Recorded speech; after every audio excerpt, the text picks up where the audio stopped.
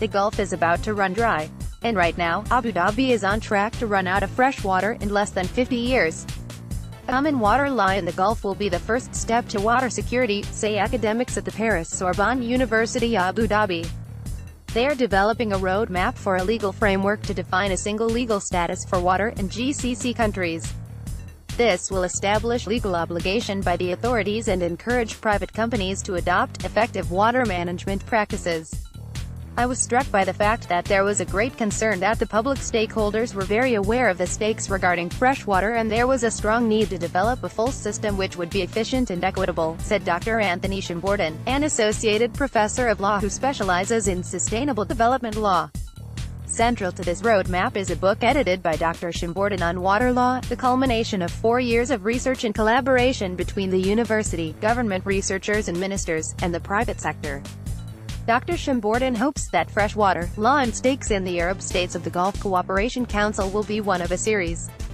Published in December, it examines how the dwindling aquifers beneath Abu Dhabi's dunes can be preserved and how streamlined laws and policies will secure fresh water for future generations. Read more. Water shortages now a huge concern for UAE, says Energy Minister explained. 10 ways to cut your water consumption. FNC discusses increased protection for UAE farmers from cheaper imports. The numbers are stark. The population of the Arab region is expected to reach 598 million by 2050, and as Gulf countries become more affluent, the per capita consumption of water increases.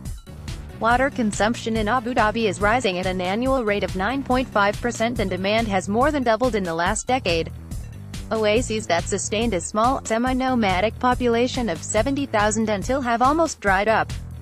Ancient aquifers, which hold water that is 12,000 to 40,000 years old, have been emptied in a few generations.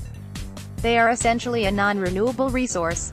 Abu Dhabi gets an average of 82 millimeters of rainfall per year, and water evaporates at an annual rate of 2,000 to 3,000 millimeters. Dr. Anthony Shimborden, Associate Professor for Law and Economics at Sorbonne University-Abu Dhabi. Victor Bessa, the groundwater that supplied 80% of the Emirates' water 10 years ago is nearly gone.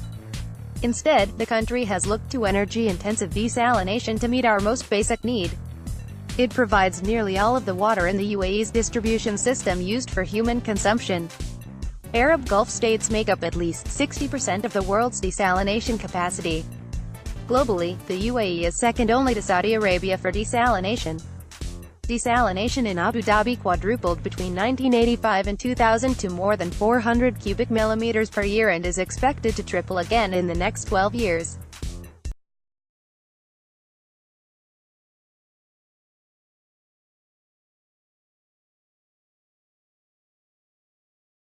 Essential commodity. In short, a paradigm shift is needed from water being viewed as a common, readily available, free resource, to it being a rare, expensive, precious and essential commodity, writes Razan Al-Mubarak, the Secretary General of the Environment Agency, Abu Dhabi, in the book's foreword. Business as usual is not a satisfactory response, she says.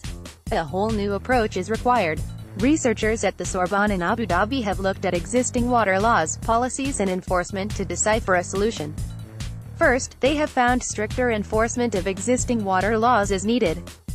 Aisha El-Sawaidi and Amin Fatoum, master's students in sustainable development law, detailed some of the 80 court cases on illegal groundwater trade in Abu Dhabi. Their findings show maximum penalties are seldom enforced. Instead, illegal water traders are usually fined between DH 5,000 to DH 15,000. They do not cite any instance where traders face jail.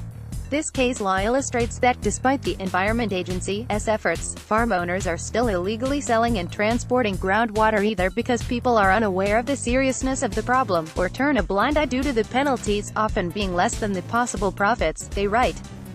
Fines, but little punishment. The Environment Agency is working with a judicial department of Abu Dhabi to education judges, but the emirate is still at a stage of assessment and proposals. There is hesitance when it comes to strictly policing the water sector, writes Dr. Faraj Anish, a managing partner at the Abu Dhabi law firm Hadaf. One of the reasons for this, historically, is that groundwater wells are constructed on private farms, with a belief among farmers that groundwater belongs to them. Of Abu Dhabi's 72,000 active wells, there have been just 4 cases of drilling without a valid license. Furthermore, writes Dr. Anish, not only is the existing punishment lenient, but no specific provisions prohibit certain acts, with the exception of not having a license. He notes that violators were not imprisoned, despite laws stating violators face a minimum imprisonment of 3 months. Instead, most received the minimum fine of Dh 10,000. Under existing laws, fines are punishable up to Dh 20,000. However, when incomes from selling groundwater are more profitable than this, the penalties often do not serve as a deterrent, warns Dr. Anish. Secondly, researchers have looked at the best practice for water tariffs. Low water and electricity fees have contributed to a sense of water resource abundance, writes Dr. Shambordin. Deteriorated. This is particularly true in agriculture, which has pushed reservoirs to their limits. Many of Abu Dhabi's 25,000 farms are an inland oasis. Agriculture and forestry make up 76% of the water consumption in Abu Dhabi. Add landscaping and roadside plantations to the equation, and Abu Dhabi's greenery accounts for 85% of the Emirates' water. Almost all of Abu Dhabi's natural groundwater use is pumped into agriculture. When farmers began planting, there were ample aquifers. Wells have proliferated in the last 2 decades, from 5,667 to 72,000 active wells. At that same time, unproductive wells have increased from 10 to 25%, a clear indicator of aquifer depletion. Remaining groundwater has deteriorated and become saline. Mohammed Dawood, a water resources advisor at the Environment Agency, singles out sizable agricultural subsidies that do not encourage rational water use, hamper water security and make negligible contributions to GDP. Quote, "The current low tariffs do not match supply costs or the environmental cost. Yet financial disincentives may be ineffective. In developed countries, consumption is tied to household size, not financial constraints. How do tariffs work in a country where revenue per capita is so high for parts of the population and with great income disparity?" Cosmas Pavlopoulos, a professor at the university's Geography and Planning department, proposes one solution to the aquifer dilemma. Suggests the establishment of a local bureau that pumps treated wastewater into defunct aquifers for agricultural use. Less than 10% of Abu Dhabi's water supply comes from wastewater. He has already begun collaboration with the government and outlined how it could be implemented in the next 2 to 5 years in places like Medinat Zayed. "We must be starting," he said. "The government is on the right path. I think it must speed up a little bit because water is as precious as the oil and the natural gas fields now. Energy and water are the main tools for the 21st and 22nd century."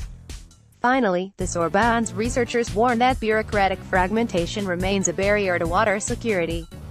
Still time to act. In many GCC countries, responsibility for the administration, regulation, and development of water supplies is fragmented between many government entities, with Saudi Arabia and Oman the main exceptions, writes Dr. Dawood. This frequently results in conflicting policies, political competition between agencies, and the lack of a comprehensive and coordinated policy for the allocation, management and use of water supplies. This is improving. A new 2018 law that merged the 2 main entities in charge of the water and energy regulations for Abu Dhabi, the Abu Dhabi Water and Energy Authority and the Abu Dhabi Regulation and Supervision Bureau. On a regional level, Unified Water Strategy drafted by the GCC Secretary-General was published in March 2017. It cannot happen soon enough, notes Al-Mubarak. Currently, there is time to manage and avoid the worst impacts of these longer-term trends, but this needs to start now.